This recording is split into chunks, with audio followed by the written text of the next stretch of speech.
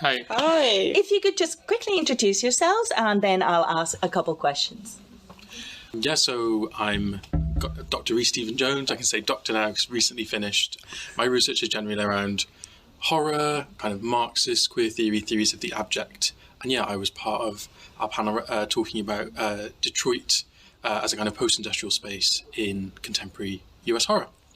My name is Riziki Millanzi. I'm a doctoral researcher at the University of Sussex, and my research looks at the representation of black women in speculative fiction, literature, film, and all kinds of popular culture.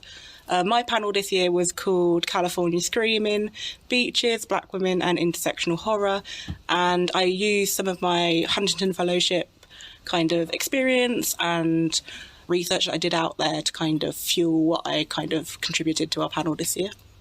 I'm Joseph Genchi. I'm a final year doctoral researcher at the University of Leeds. My research is on Afro-horror, which is the term I use to identify the affinity between histories of racial terror and the horror genre. My paper this year was on Latanya McQueen's When the Reckoning Comes, and I was interested in the plantation as a haunted space. Great, thank you. So you had last year in BAAS 2022 and now in BAAS 2023, the first and the second part of a targeted funded panel. So could you just give us a synopsis of that panel through the 2 years? Just what the topic is, what the aims are of that research. I think we were really lucky because there was a document put together on Twitter last year, and you could kind of put who you are, your research interests to find other people. So we all found each other and kind of found some overlapping kind of ideas and research interests, and we kind of went from there, didn't we? Mm-hmm. So it was through that document that was BAAS facilitated. Joey and Rizzy had already teamed up, and they were kind of looking for a third person who wanted to talk about kind of US horror generally. So we kind of then formed a three and started putting together the kind of proposal for BAAS as a panel. And at that point, we spotted targeted research funding on the website that was kind of aimed specifically at ECRs from different backgrounds, particularly. So it was both about kind of your position within academia, your identity, but also about the kind of research you were doing in kind of understudied areas of American studies. And we kind of thought, yeah, we fit the bill for that. And yeah, so then we collaboratively put together the proposal and got the funding, which gave us kind of guaranteed spot at the 2 years for BAAS. And yeah, I mean, you guys can maybe talk a bit about what we did for our first panel. Yeah, I just wanted to add, in line with the request of the targeted research funding, we were interested in prioritising texts that were written by authors or created by filmmakers from marginalised backgrounds. Specifically, we were looking at black authors and filmmakers and thinking about how they were intervening in the horror genre.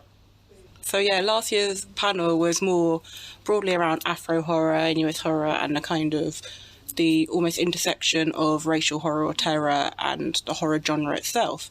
So it was really nice because all three papers, as they have this year, complemented each other really nicely. And even though this year was a slight kind of I wouldn't say departure, but maybe even an offshoot of what we did last year, you can still see those same kind of themes and research really interest push through into this year, and it just kind of evolved as our research interests have as well. Yeah. And also both panels have felt very interdisciplinary. Yes. We've looked at film, television and literature. Yeah, Yes. and digital installation and yeah, absolutely. Yeah, comics. Yeah, comics. Yeah. Yeah, that was going to be my question. What kind of text do you work with? Yeah. And it's really that interdisciplinarity of text, which is quite a beautiful thing to discover. And your panel was great because you could really see the films. Now everyone's telling me I'm going to watch that film. I'm going to read that book. So everyone's really excited. Everyone's been talking about it since yesterday. So you've done a really, really great job. My next question was, so how did you find out about this funded opportunity? You said it was the website, Yes. The BAAS website. Yes. So just was really looking, because I had also never applied as a panel. I'd always applied individually. I don't know whether it's the same for you guys. And so just been used to applying kind of as an individual and being put into a panel, which to be honest, I would really encourage PhDs, early career researchers to find panelists from different institutions if they can, via Twitter, just reach out. That process of applying together was really useful. It was the way that we found the targeted research funding then, just through looking on what the guidelines were for submission, and it said, we could apply for this specific funding. But I think it also allowed us, and over the 2 years has allowed us to really give ourselves a sense of identity, as presenters at BAAS and more generally, which I think has been really great. But yeah, we just saw it on the website. Yeah. And I reached out to Christine Okoth, who at the time was kind of facilitating the funding, and just said, do we count? Like, can we apply for this? And she was like, yes, apply. It's what it's there for. That's what BAAS is so great for, really, are these kind of opportunities. And yeah, it just kind of went from there. Yeah. Yeah, I completely agree. I think even when you're put onto a panel, there are often kind of points of similarity that come up in unexpected ways. But because we applied as a panel, it felt like a really collaborative, coherent effort. Yeah. And especially coming to this year with, as you said already, kind of having a sense of our identity as a group. Yeah. It felt, again, very coherent and very much like we could make a deliberate statement. Yes. Definitely. I mean, because often I find especially with horror, when you're doing horror research, sometimes you kind of get put into the horror panel, which, we are all horror scholars.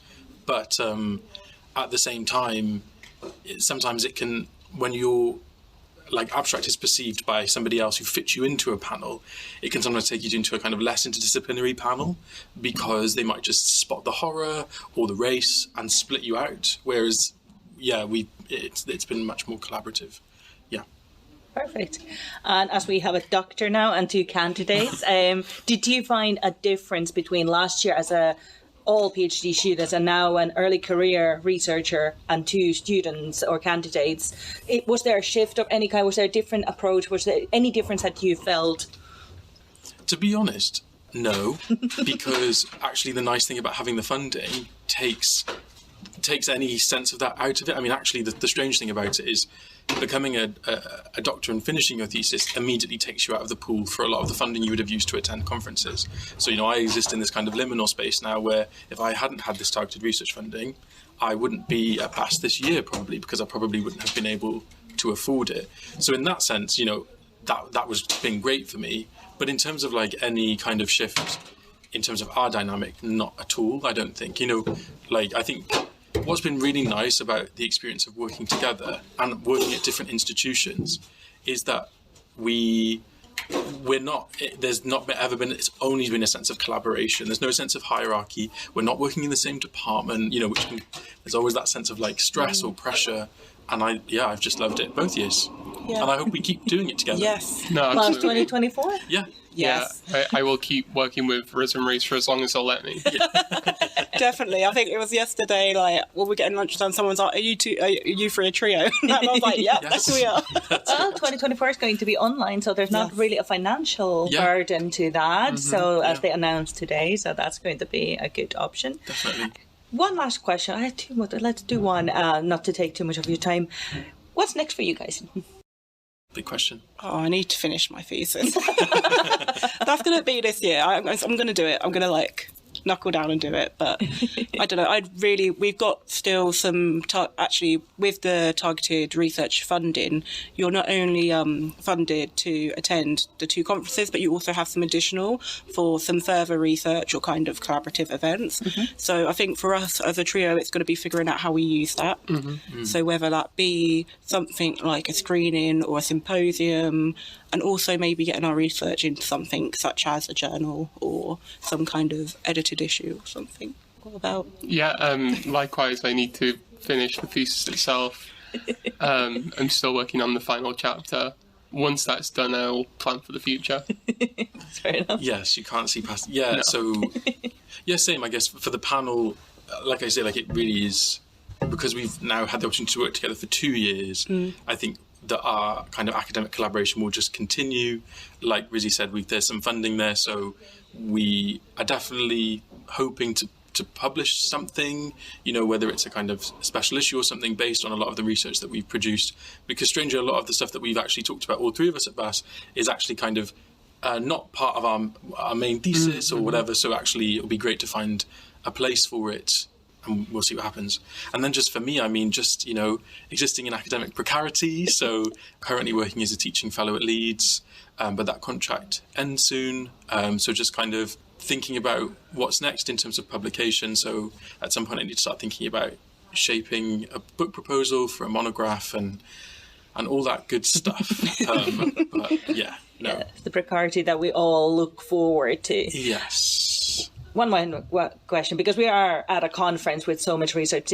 Do you, each of you, have maybe one event or panel you've gone and listened to that you really, really liked and would like to highlight? I'm biased. I chaired a panel, which is another targeted research panel, actually, and it was all about queer horror and medical stuff, and I just really enjoyed it because, again, there were some kind of like intersections with some of the work we've been doing, but also some really cool kind of applications of queer theory and looking at text in a different way. And I thought that panel was really nice because I think it's a similar situation. There was a few that worked together at the same institution, but then they found additional speakers. So they'd come together in a really nice way, and all of their work really did complement each other. So it was a really exciting panel to chair and a really cool way to start the conference and kind of ease into a afternoon of horror yesterday as well. I've just left the slavery and abolition panel, which I thought was fantastic. In particular, I really liked Marika's paper on Harriet Jacobs and maternal possibilities. I thought that was incredible. I'm also really looking forward to tomorrow's paper on haunted plantations because that's fully in my area of interest. And so I literally just came out of the panel that was Labour, Capital Health, Barbara Ehrenreich's Legacies and the Work of Women of Colour, and it was amazing. All three papers were amazing. It was chaired by Jennifer Terry, who was a lecturer at Durham, she didn't realise, but I was sat there thinking, oh, you lectured me as an undergraduate, so that was nice. But there was a really brilliant paper by Aria Tamperin, who I think is based at the Institute of Medical Humanities at Durham, on Zinzi Clemens' What We Lose, kind of temporary illness narrative, but really just incredibly interesting research and that's the pleasure of BAAS, is that you never really know what you're going to find because you're not just at a film conference or a literature conference. There's such a wide array of work being presented across panels that you end up finding these, you end up sitting in panels, you think, I knew nothing about this text, but oh my God, how interesting. And actually I can see the intersections with my research, even though I'm working in a different period or medium or whatever. So yeah, it was great. Great. Thank you, all of you, Joseph, Riziki, and Rhys. Thank you for taking the time. Enjoy the rest of the conference. Thank you. Thank you.